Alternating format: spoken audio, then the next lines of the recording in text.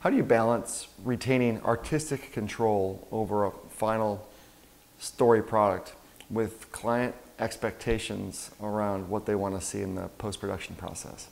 So part of what we really try to do with our partners is do a lot of work up front. So it's a media assessment, it's a production proposal that is a back and forth, basically tool or conversation through a proposal that we have with our organizations to outline, here are our final products that we will deliver, here's the tone that we're taking, here's the shots that we'll be getting, here are the interviews that we get very detailed in that.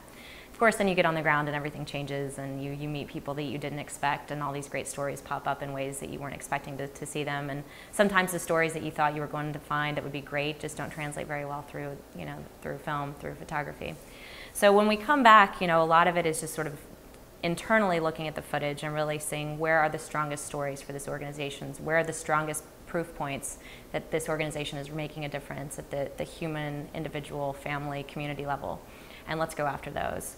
So we have definitely found times where we present a rough cut to a partner and they're like, but you didn't talk about the fact that we also do microfinance loans to women over the ages of 60 in this community. And I'm like, we love it, we think it's great, that's a great program, but either we didn't have an opportunity to tell those stories, or we feel that this one story will elicit an emotional response in the viewer enough to where they will go to your website and read about the program that you have for microfinance for women over the age of 60.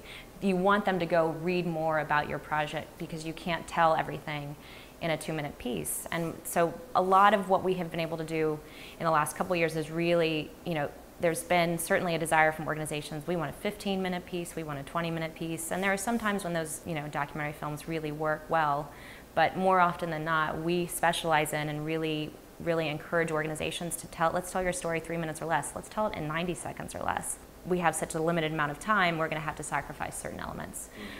So there's usually a back and forth that happens. We have to internally say, okay, we're going to fight for this, this, and this.